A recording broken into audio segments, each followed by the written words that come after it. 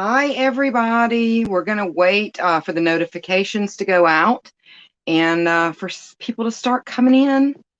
So when you get on, uh, give me a big hello. And if you're new here, let us know where you're from. We always like to have new victims here in the crypt. Absolutely.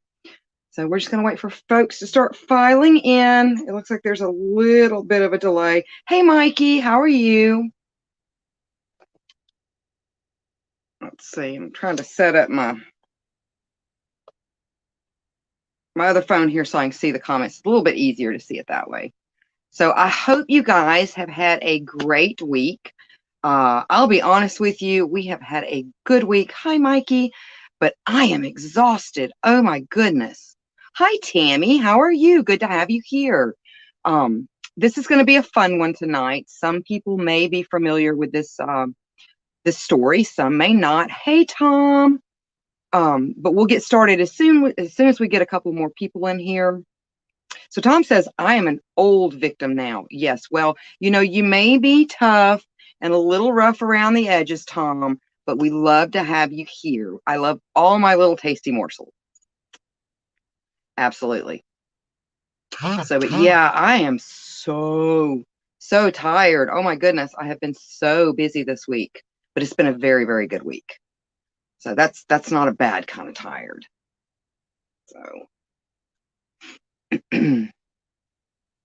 So yeah, we're just gonna hang out here. And oh, did you guys get a chance to catch Psychic Cindy last night? She was on our sister page, Psycho Bunny Death Cult, which we are also broadcasting to tonight. That woman is a powerhouse. Awesome energy, awesome energy. But I think she went on for like 3 hours. So bless her heart. Kudos to her. I definitely I don't know if I would have been able to stream for that long. So kudos to her. And so Maud says, I'm good, a bit on the relaxed side. Yes, we're actually going to do a movie night later on tonight. I've rented a couple of movies, so we're going to be doing that later on tonight. And that's what I'll be doing then. So Tom says, and I'm indeed a tasty morsel.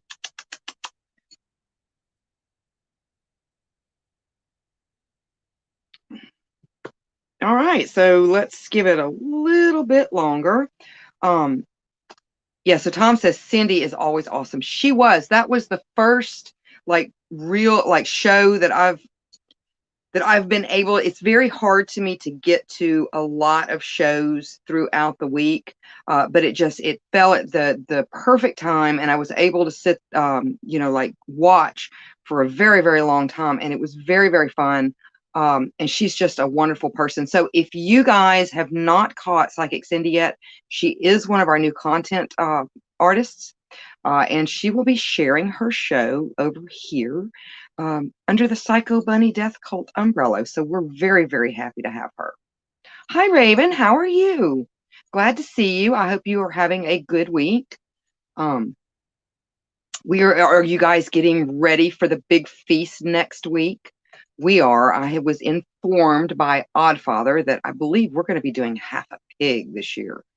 It's been ages since we've done that. So I think that's what we're going to be doing this year because we all deserve some fun after just basically the crappy 2020 that we've had so far.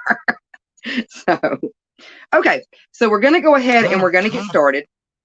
So tonight is a story, like I said, some of you guys may be familiar with it. It's actually been the subject of a couple of different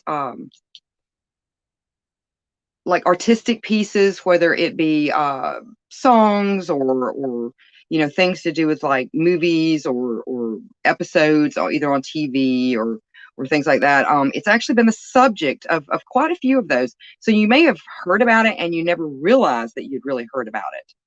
All right, so Maud says, I had someone tell me about it, about them doing jerk turkey as their tradition. Ooh, that sounds delicious. That sounds like down here, and I don't know if it's just a Southern thing, we do deep fried turkeys sometimes in a big fryer. And they're really, really good. Very, very moist. Very good. But to get back on track with this particular story, so you may have heard about it and didn't realize that you'd heard about it. But tonight, what we're going to be talking about is the damnable life and death of Stub Peter or Petter.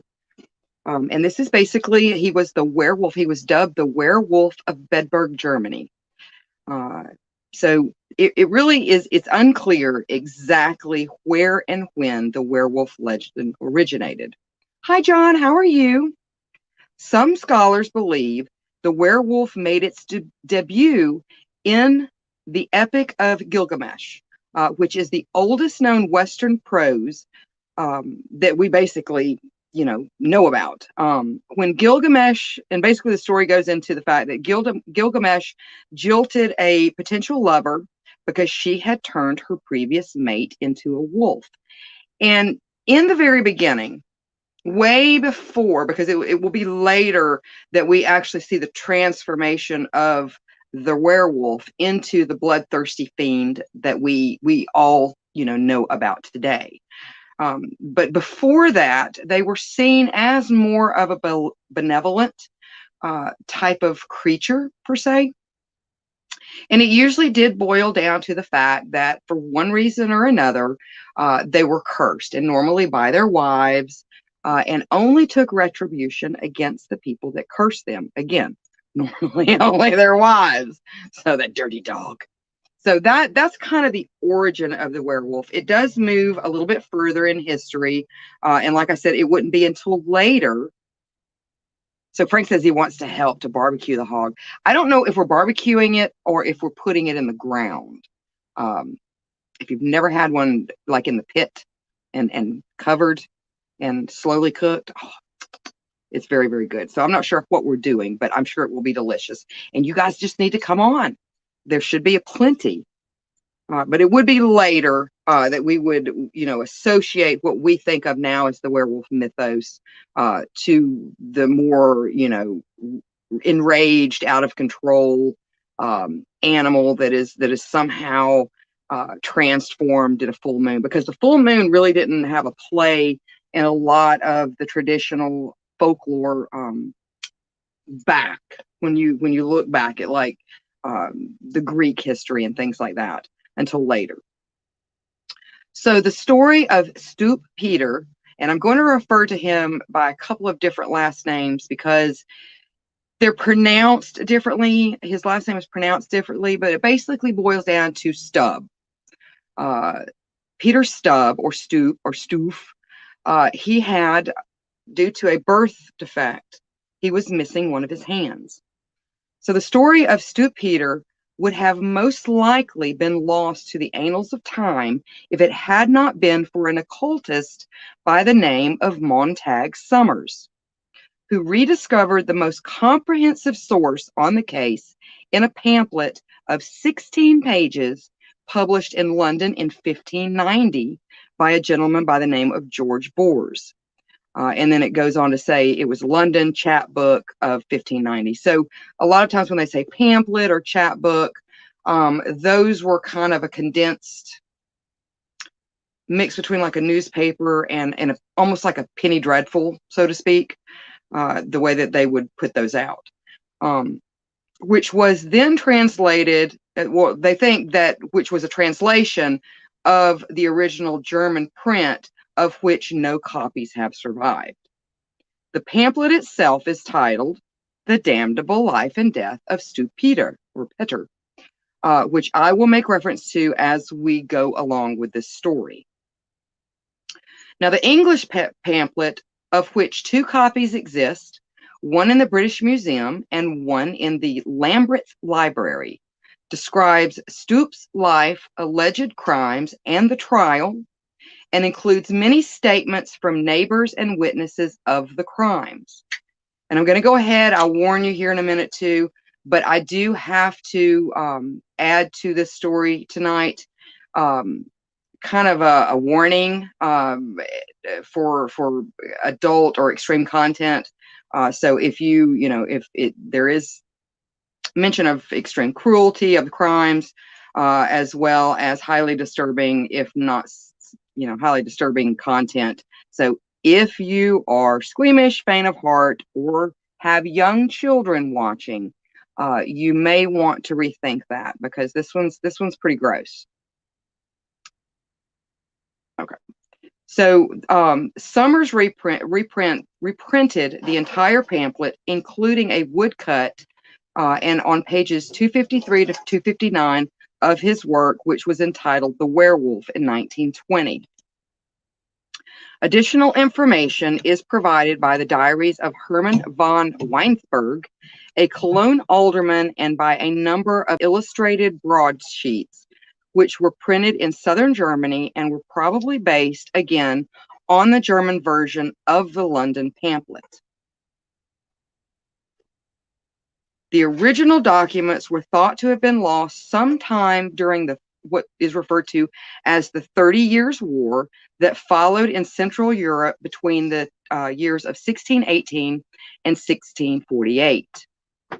Contemporary references were also made to the pamphlet by a gentleman by the name of Edward Fairfax in his first-hand account of the alleged witch persecutions of his own daughters in 1621. So again, warning, due to the extreme cruelty of the crimes, in this case, detailed below what I will get into, are highly disturbing and not for the squeamish, faint of heart, or for young children. So let's see what's going on in the comments real quick, and then we'll get into the meat of the story.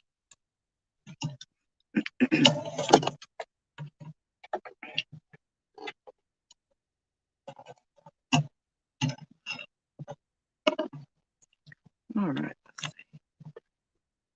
So Frank says, those damn Germans getting rid of literature. Yeah, and I don't know if it was just, kind of like we think back to things that we had when we were younger, and you're like, gosh, I wish I would have hung on to that or something like that. I don't know if it's just they just kind of got lost over time, because they were basically like newspapers. So I imagine over time they just got thrown away or what have you. But they believe that that's kind of when, because there was a lot of uproar and war and things like that going on in those areas during the 30-Year War. So I can see how it would be very easy to probably misplace stuff, or for it to be destroyed if there's wars going on. So Angie says, hi, Odd Mother, or Mother De La Morte. Hello, Angie. So glad you're here. Let's see. Hi, Zool. How are you? Okay. All right. So in the late 16th century, the town of Bedburg, Germany, was terrorized by a diabolical creature that slaughtered its cattle and snatched away its women and children, killing them with unspeakable morbidity. The shocked and horrified townspeople, yes, right there. The shocked and horrified townspeople feared that they were being victimized by a raving demon from hell, or just as bad, a bloodthirsty werewolf who lived among them. This is the true story of Peter Stubb, the Werewolf of Bedburg, whose crimes plunged a German town already beset by political and religious turmoil into an unimaginable nightmare, and whose heinous murders rivaled the bloody viciousness of any of today's most gruesome slasher movies. And this is a reference to the pamphlet. In the towns of Septerad and Bedburg, near Cologne, in High Germany, there was continually brought upon and nourished one Stoop Peter, who from his youth was greatly inclined to evil and the practicing of wicked arts, even from 20 years of age, or 12 years of age, till 20, and so forwards till his dying day, insomuch that surfeiting in the damnable desire of magic, necromancy, and sorcery, acquainting himself with many infernal spirits and fiends, insomuch that forgetting The God that made him and the Savior that shed his blood made man's redemption. In the end, careless of salvation, gave both soul and body to the devil forever for small carnal pleasures in this life, that he might be famous and spoken of on earth, though he lost heaven thereby. The devil, who hath a ready ear to listen to the lewd motions of cursed men, promised to give him whatsoever his heart desired during his mortal life. Whereupon this vile wretch neither desired riches nor promotion, nor was his fancy satisfied with any external or outward pleasure, but having a tyrannous heart and a most cruel, bloody mind, requested that at his pleasure he might work his malice on men, women, and children, in the shape of some beast, whereby he might live without dread or danger of life, and unknown to be the executor of any bloody enterprise which he meant to commit. The devil, who saw him a fit instrument to perform mischief, as a wicked fiend pleased with the desire of wrong and destruction, gave unto him a girdle, which, being put around him, was straight transformed into the likeness of a greedy, devouring wolf, strong and mighty, with eyes great and large, which in the night sparkled unto brands of fire, a mouth great and wide, with the most sharp and cruel teeth, a huge body and mighty paws. And no sooner should he put off the girdle, but presently he should appear in his former shape, according to the promotion of a man, as if he had never been changed. All right, let's see what's going on in the comments.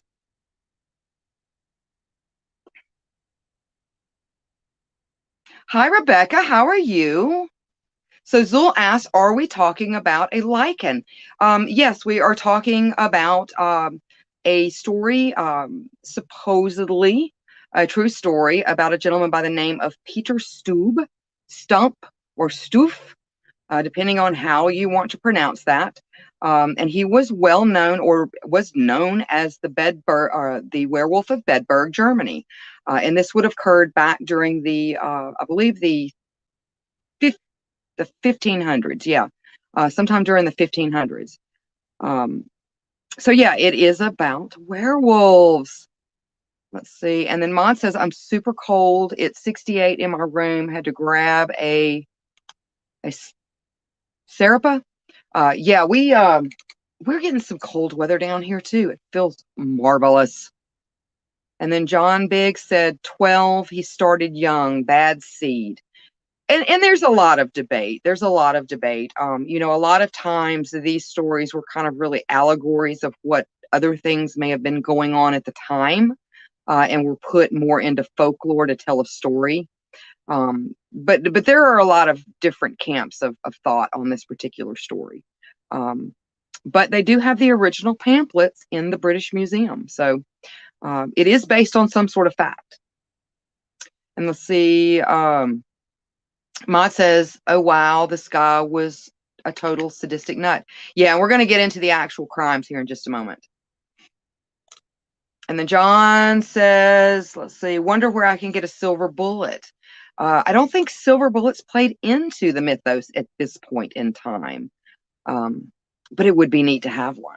It would be very, very neat to have one. And let's see. Let me see if I can check it here. That might be a little bit easier.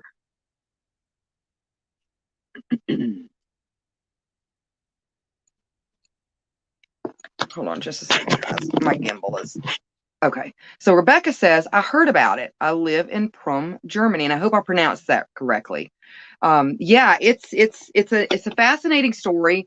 And it's just one, for whatever reason, you don't hear a lot spoken about it for whatever reason, but the story itself is extremely interesting. It's extremely interesting. All right, so Peter Stubb was a wealthy farmer in the rural community of Bedburg, Germany, which was located in the electorate of Cologne, Germany, or Colin, however you may want to pronounce that. The community knew him as a pleasant enough widower and father of two adolescent children, whose wealth ensured him a measure of respect and influence. So Rebecca says, I lived there when I was younger. Okay, very, very cool. But this was Peter Stubbs, or Stubbs, public face. His true nature erupted through some black scar in his soul to satisfy a bloodlust when he donned the skin of a wolf, or what they consider a belt of a wolf, a wolf pelt belt, a wolf pelt belt. At the time, Catholics and Protestants were at war for the hearts and minds of the populace, which brought invading armies from both faiths to Bedburg. So Bedburg was kind of a center of a lot of shit going on. There were also outbreaks of the dreaded Black Plague, so conflict and death were no stranger to the people of the region, which perhaps provided fertile ground for the awakening of Stubbs' foul deeds. For many years, farmers around Bedburg were mystified with the strange deaths of some of their cows. Day after day, for many weeks, they would find cattle dead in the pastures, ripped open as if by some savage animal. The farmers naturally suspected wolves, but this was actually the beginning of Peter Stubbs' unnatural compulsion to mutilate and kill. The insatiable drive would soon escalate to attacks on his neighboring villagers. Children began to disappear from their farms and homes. Young women vanished from the paths they traveled daily. Some were found dead, horribly mutilated. Others were never found. The community was thrown into a panic. Hungry wolves were again suspected, and the villagers armed themselves against the animals.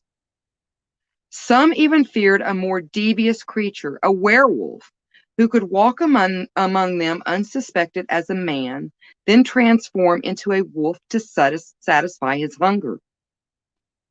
Over the course of his murderous career, Peter Stubb was responsible for the deaths of at least 13 children, 2 pregnant women, numerous livestock, and these were no ordinary murders. The young women among his victims were sexually assaulted before they were torn apart.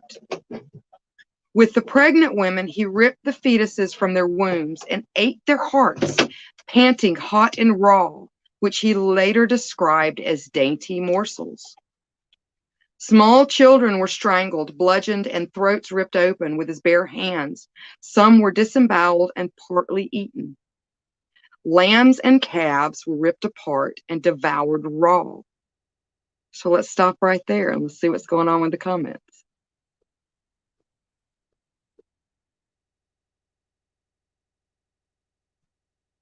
So Zul says, silver bullets do not work on lichens. Let's see, and Frank said, so early skinwalker.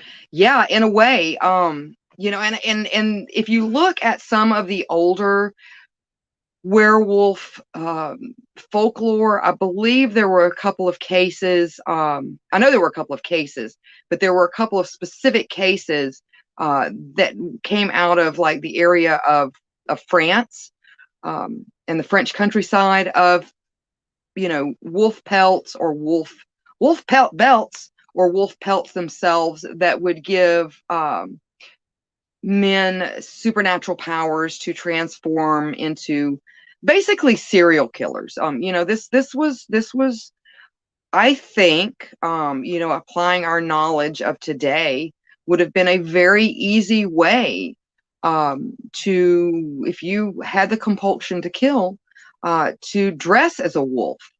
And you know, that just, to me, that just seems to make some sense.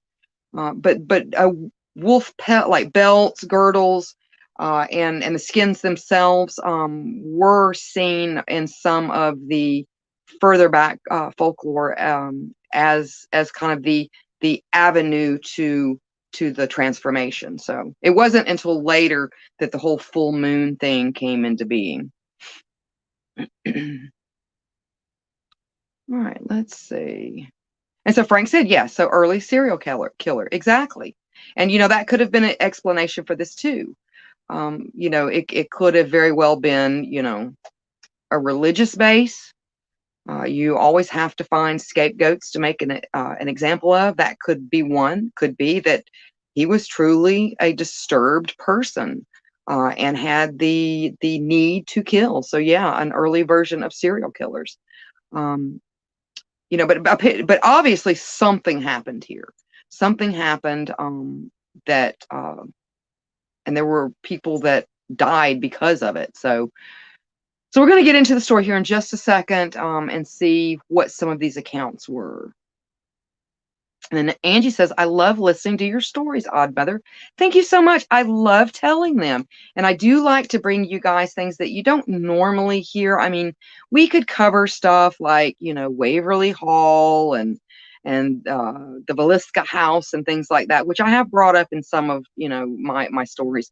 But I really like to touch on the stuff that you just don't hear a whole lot about, rather than kind of mainstream horror. So let's see. All right. Okay, so let's get back to it. All right, so going into the murders themselves. In one instance of triple murder, Stubbs saw two men and a woman taking a walk outside the city walls of Bedburg, and he crouched behind basically kind of a patch of brush to be hidden from sight. He called out to one of the men by name and with the pretense that he needed help with some lumber. When the young man joined him out of sight of the others, Stubb bashed his head in. When the man didn't return, the second young man went looking for him and was likewise killed. Fearing danger, the woman began to flee, but Stubb managed to catch her. The men's battered bodies were later found, but the woman never was, and it was thought that Stubb, after raping and killing her, may have eaten her completely. At least one child was lucky enough to have escaped an attack. Several children were playing in a meadow among some cows. Stubb ran after them, grabbing one small girl by the neck. As the other children ran away, Stubb tried to rip her throat out, but his fingers were prevented from doing so by her stiff high collar. This gave her time to cry out. This cry alerted the cattle, which, fearing the safety of their calves, charged after Stubb. He released the girl and fled. The girl survived. It is not known if she or any of the other children were able to identify Stubb. So there seems to be some reference there that it may have been more in line with the fact that he was wearing a pelt versus a pelt belt. So, and does kind of give credence to the whole serial killer angle on that. Now, this little girl is the only known survivor of Stubb's bloody rampage. Perhaps his most fiendish murder he reserved for his own family. Stubb had incestuous relations with his sister and his own daughter, whom he impregnated. He also murdered his son, his firstborn. Stubb led the boy into the forest, killing him and then eating his brain. By definition, Peter Stubb was a monster, yet all the while he remained unsuspected by the townspeople. And the pamphlet refers to this as a sundry times he would go through the streets of Colon, Bedburg, and Caparat in comely habit and very civilly, as one well known to all the inhabitants hereabout, and oftentimes was he saluted of those whose friends and children he had butchered, though nothing suspecting though nothing suspected for the same. So in other words, what this pamphlet is saying and you run across this when you start reading some of like the old English and stuff like that, that were written by people that they would almost spell out things phonetically in a way, was that they're referring to the fact that it was kind of a Jekyll and Hyde type situation.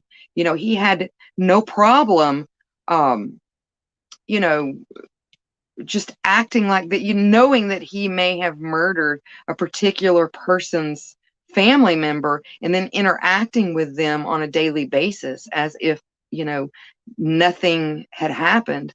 It's very sadistic.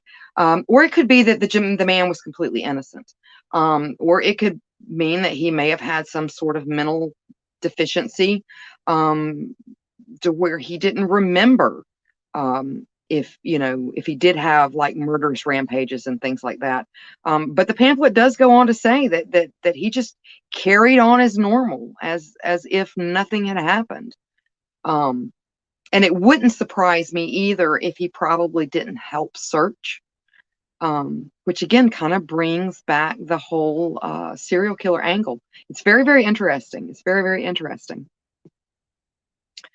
Later, Stobe would reportedly confess that, like I said, at age 12, he engaged in the art of black magic and succeeded in summoning the devil, explaining that Beelzebub had presented him with a magical belt that would allow him to assume the likeness of a greedy, devouring wolf, strong and mighty, with eyes great and large, which in the night sparkled unto brands of fire, a mouth great and wide, with most sharp and cruel teeth, a huge body and mighty paws.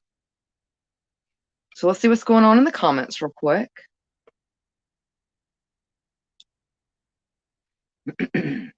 So John says, cows to the rescue. That's a new one. Yeah. And if you read in the pamphlet itself, it goes on to say that it may have been, God's virtue that may have possessed the cows to save the small child, that she was a virtuous child. But it does make sense. I mean, if you have bulls that have a harem of cows and calves, as well as the mother, heifers, they're going to protect their young from what they feel is a threat. So whether it was a wolf, or he assumed the likeness of a wolf, or even cosplayed as a wolf, to commit these deeds, these horrible deeds, they did see him as a threat. I thought that was kind of a cool story. But they never mentioned the little girl's name, just that she was saved by the herd of cows. Yeah, he was very bestial, Frank. Absolutely.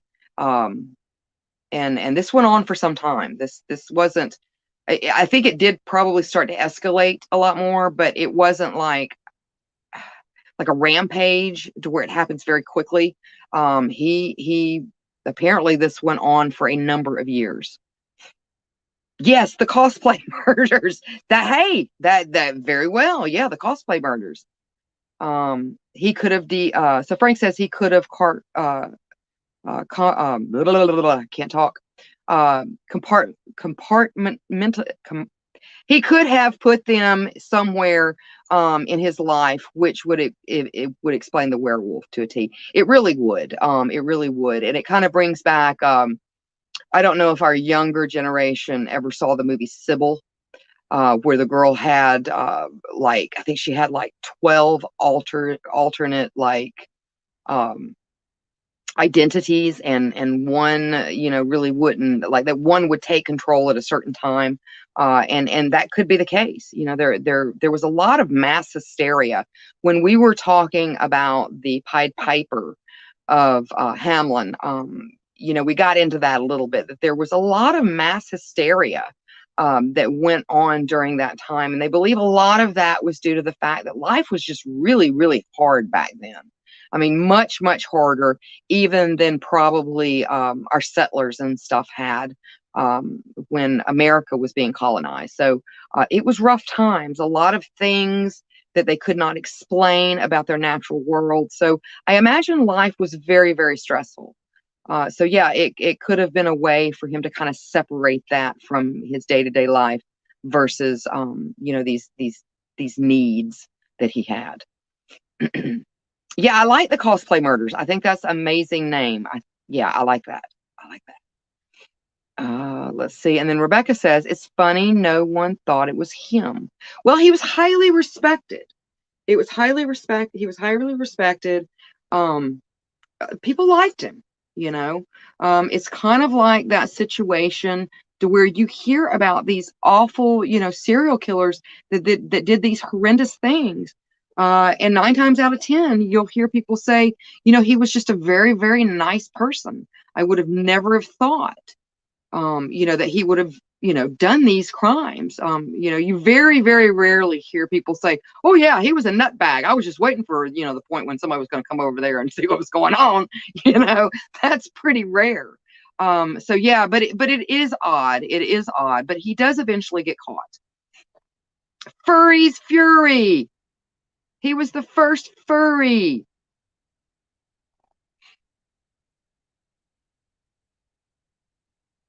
No one expects, dun dun dun, the Spanish Inquisition. Oh my God, I love Monty Python.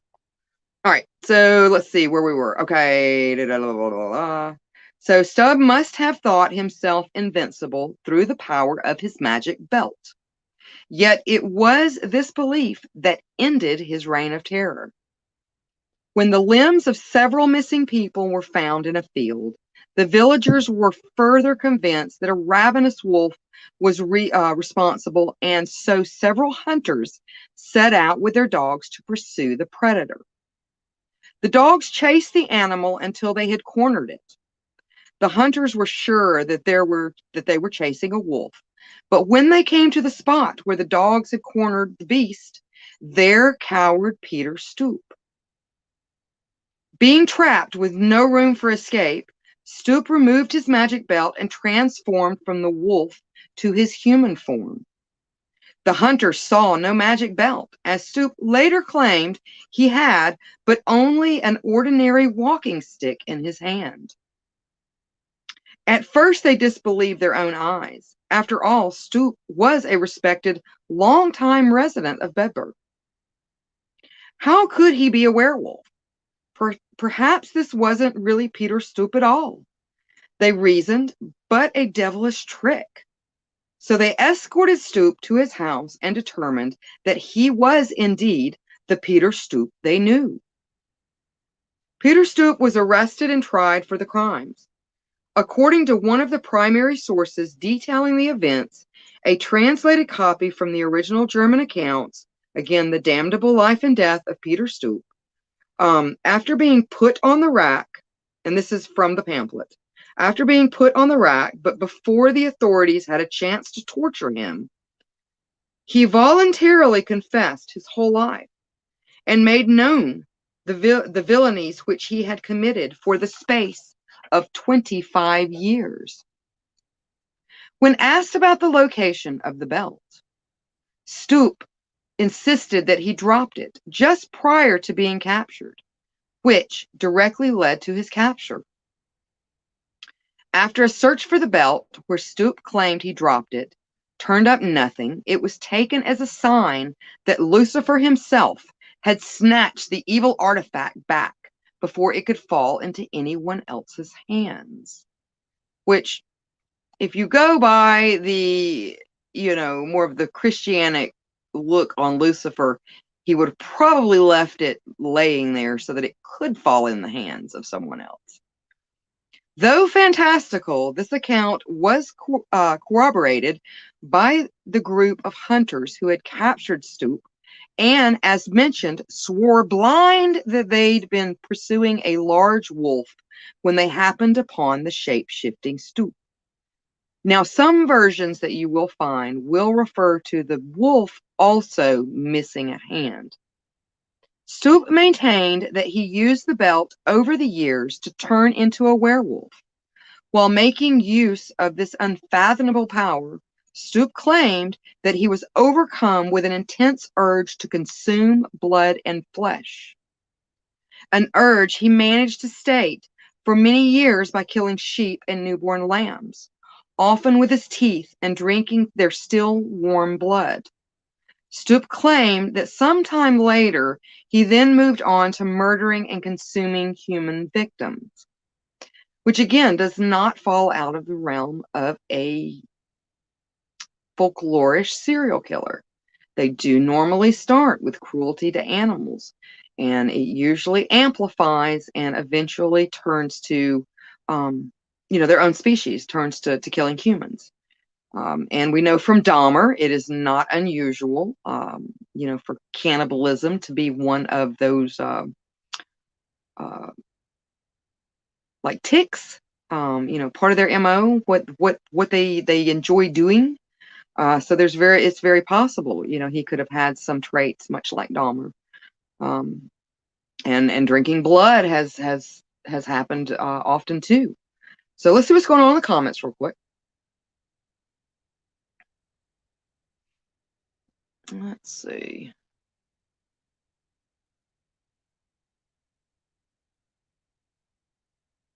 So Angie says, "Have y'all seen the movie Winchester? Are you talking about the house of the house itself, like Mrs. Winchester and the house that she lived in that's haunted?" Yeah, that was a good movie.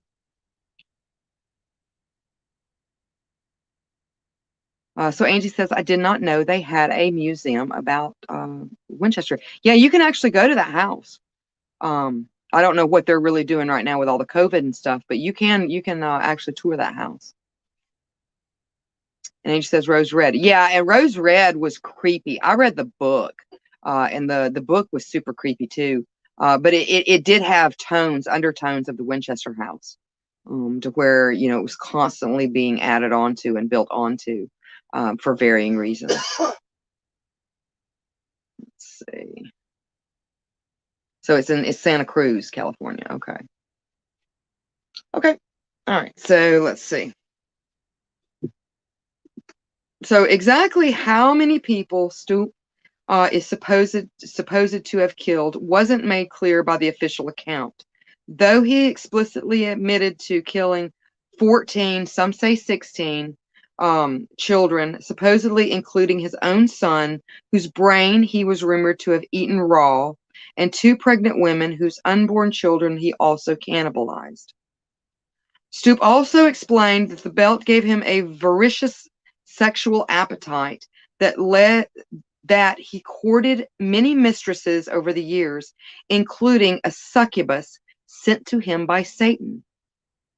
Beyond the succubus, Stoop's sexual conquests were reportedly to have included his own daughter, who purportedly bore him a child, which he killed as mentioned, his sister, and a local gossip, sometimes identified as his cousin, known as Catherine Trompin. His daughter and Trompin were subsequently accused of being party to many of Stoop's murders, and like him, were also sentenced to death. It may well be the case that Stoop and his 2 cohorts really did commit brutal murders, serial killers seemingly having existed throughout history, and it's not uncommon that there may be, be more than one. In other words, working as a small group. And he may have really confessed to all those things as reported in the official account of the events, which, due to their shocking nature, were widely copied throughout Europe after his execution. However, it has also been speculated that he may have simply been a victim of the politics of his time and hysteria over werewolves and other supernatural creatures. Bedburg, formerly a Protestant region, had recently been overthrown in 1587 by Count Werner von Schlamm-Reffenscheid-Dyck and his soldiers, who were staunchly Catholic. Thus, it has been speculated that perhaps Stoop, likely a Protestant as most were who grew up in the region, was made an example of. Whatever the truth behind the crimes, we do know from detailed accounts the absolutely brutal way Stump was executed. While Stump's mistress and daughter were sentenced to be burned to death, Stump himself was sentenced to one of the most cruel forms of capital punishment known at the time, being broken on the wheel. And if you're not familiar with being broken on the wheel, it's really, really bad. Like, when you think of medieval torture devices, a lot of people automatically go to like the Iron Maiden and things like that. There were torture devices that were so much worse. And the wheel was one of them. Thus, on October 31st, 1589, Stump was dragged through the streets of Cologne, the nearest city to the hamlet of Bedburg, and strapped to a large wooden wheel with his limbs splayed out at awkward, excruciating angles. Searing hot pincers were then used to tear 10 strips of flesh from Stump's legs and arms, exposing the bone. And can anyone guess why they would use searing hot pincers? I'll give you a minute. I'll check the comments. Why would they use searing hot pincers to rip the flesh off his bone?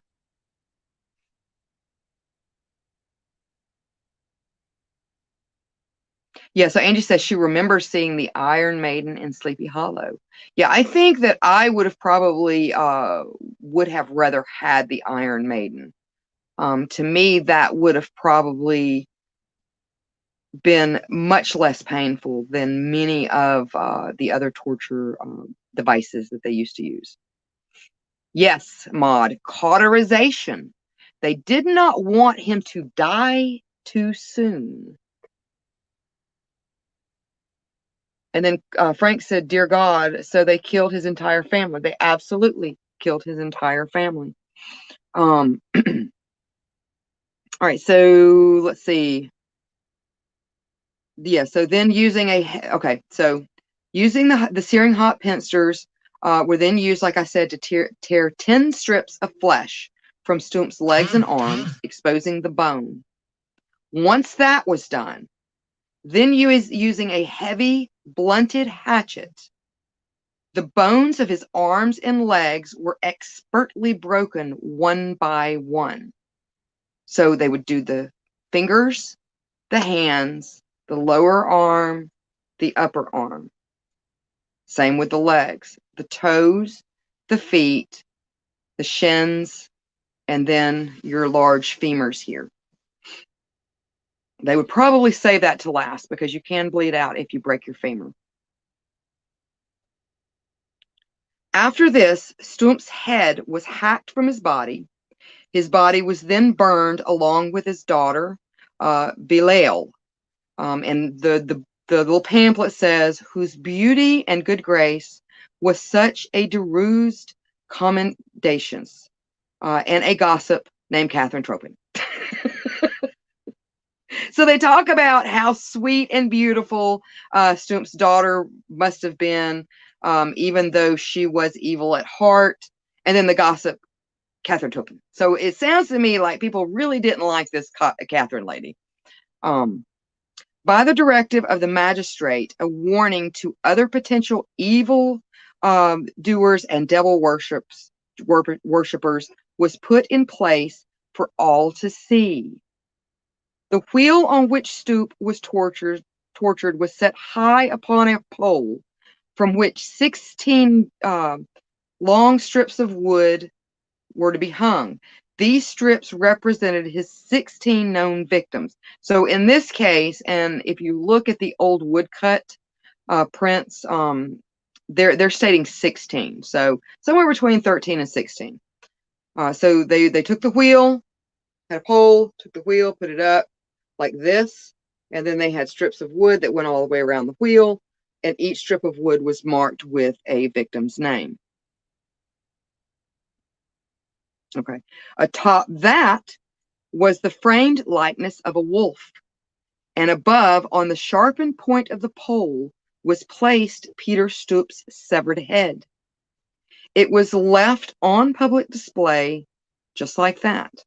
And the books or the pamphlet states a warning to all sorcerers and witches which unlawfully follow their own deluish imagination to the ruin and destruction of their souls eternal. Whatever the truth of his reported crimes and confessions, today Stumpf lives in infamy as the Werewolf of Bedburg, and actually probably the first real account of what we think of as the werewolf mythos. And the weird thing about it is too, and some people are aware of this, some people are not. It was also probably the first werewolf trial. Now there were many cases of werewolf trials, which were lesser known in Eastern Europe, most often in like the Baltic areas, and these actually ran parallel to the historic witch trials of Europe between the years of 1500 and 1660. And like I said, in which up to 80,000 suspected witches were put to death. However, again, the werewolf trials actually outweighed the witch trials in more of the Baltic areas. So at that time, there were werewolf trials that went on, running parallel with what we know as, the witch trials during the medieval times. So let's check the comments real quick.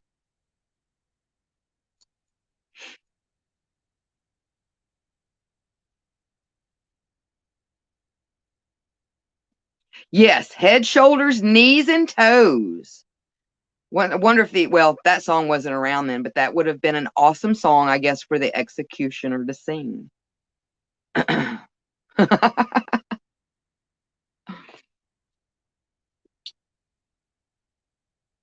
right, so in popular culture, we can see references to the Werewolf of Bedburg. There's a U.S. metal band, Macabre, who recorded a song about Peter Stoop entitled The Werewolf of Bedburg. It can be found on the Murder Metal album. There is a German horror punk band, The Other, that recorded a song about Peter Stoop entitled Werewolf of Bedburg on their Casket Case album. Let's see, there have been mentions of Stoop in the Big Top Scooby-Doo. Uses a proportion of Lucas's Mayer's woodcut for the of the execution of Stoop in 1589. Doctor Who, audio drama, Peter Stoop was in fact a werewolf. I guess he was known as Lupus Garou, which reminds me of the Rougarou. So Lupus Garou, he managed to escape before he was executed and lived for another 5 centuries. This was in Doctor Who. He was defeated by the 5th Doctor in Brazil in 2080, and it is implied that he ate both the Grand Duchess, Anastasia, and Lord Lucan. Journalist and fiction writer J.E. Reich partly based her story, The Werewolves of Aspach, on the life of Peter Stoop. And the story of Peter Stoop was also told in episode 3 of the podcast Lore, which is a really cool podcast if anyone has ever listened to it. It's more of a storytelling, kind of like what we do here in a way, but more of a story. But it's a really neat it's a really neat podcast, and I think that they do as well have a TV series on that, and I think it's on, is it Prime? that's really, really good. And it's been featured on that as well. So let's see what's going on in the comments. I hope you enjoyed that story. I tried to stretch it out a little bit because there's really not a whole lot on that story. But again, it's definitely a story worth mentioning because it's just extremely interesting. So what do you guys think? Do you think he was just a victim of circumstance?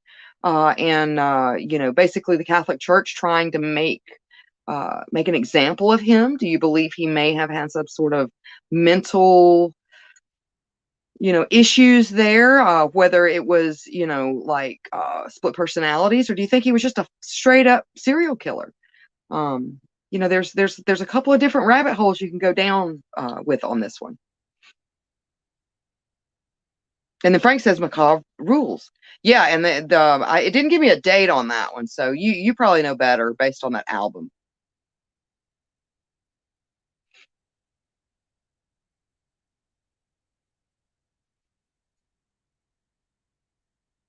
Lupus Guru, doesn't that translate to wolf wolf?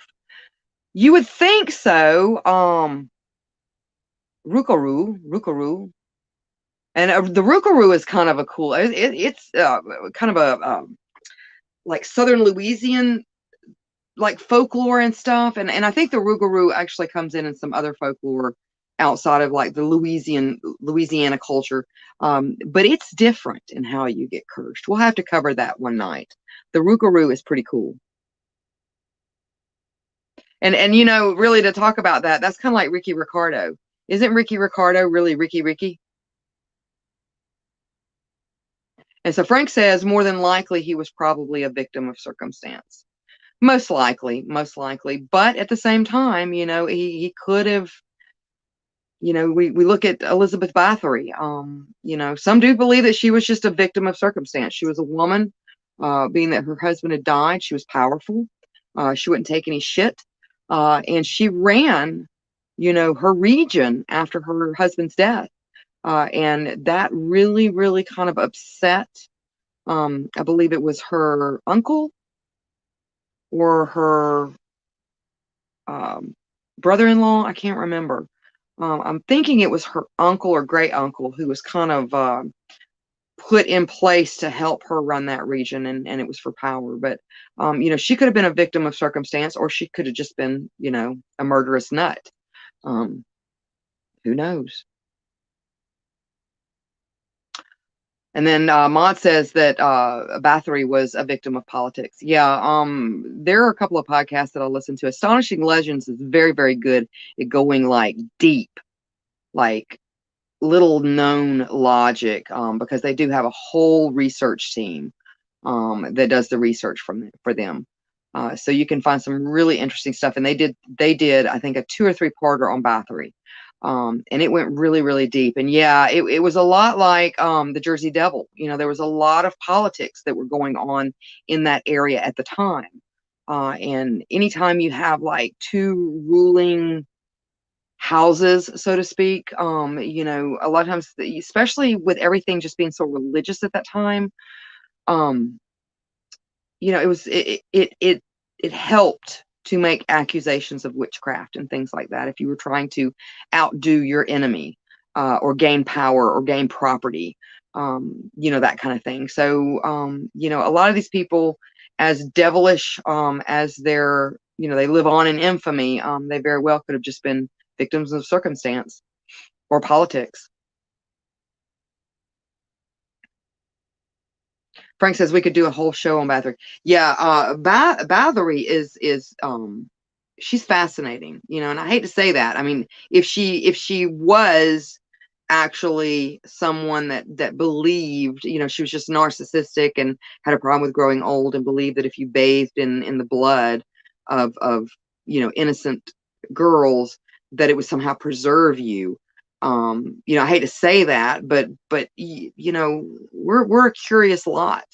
And a lot of times the taboo, of like awful crimes and things like that are just very, very interesting. They really kind of spark thought, a lot of cognitive thought as to why people may have done what they've done. And then Angie says, I had chicken pox when I was little. Well, I had chicken pox as well. We used to have, now when I was growing up, way back in like 1800s, we used to have chicken pox parties. So, if your friend got chicken pox, then everybody would go over there and hang out with him for the day so that everybody could have chicken pox at the same time. Not so common these days. Not so common these days. And Azul says, we are all victims of politics. That is true. And then Maud said, I had scarlet fever and scarlatina. Now that's scary. I'm glad you were okay. Scarlet fever is no joke. No joke. All right, guys. Well, I hope you enjoyed that story. It looks like our time together is almost at an end. I will not be here next Wednesday, big feast day the next day. So I hope you all have a wonderful Thanksgiving, and eat well and spend time with loved ones. Absolutely check out the rest of our content artists coming up this week. Let's see, tomorrow, I'm not sure who will be on tomorrow, if anyone, but we will have Sid should be on Friday with Into the Fire, as well as the Random Show Saturday night, and then Roots Bleed Red on Sunday. Our mod Doomsday will be on Monday. Now he has an earlier show, so for some of our people that may be across the Great Pond, or just like to catch those earlier shows, you can catch him around 5 p.m. Eastern Standard Time on Mondays. And then it will circle back around to, I believe, Miss Psychic Cindy on Tuesday. Padded podcast will be back. Padded Room podcast will be back. But for the time being, they are doing their audio version. That they, if you like audio podcasts, definitely hit those like buttons at iHeart or on Pod. I believe they're on Podbelly and Podbean. Go ahead and put them on your listen list. And give them some good reviews and stuff, because that helps them go up the charts. You can also find our podcast on our website on Psychomantium 13, and I believe that there is a link as well to the podcast page that you can find on our other website, which is psychobunnydc.com. So check us out there. Please like and share if you're new to our page, and share out our feeds. We like to determine who sees this, not the Sleestack Zuckerberg, because they would rather that we pay them money so that you can see our stuff. And we don't really like to do that. So please share. It helps our numbers and helps our feed go out to people that might be interested. So you guys have a wonderful weekend. And we will see you back after Thanksgiving. Bye. Pleasant nightmares.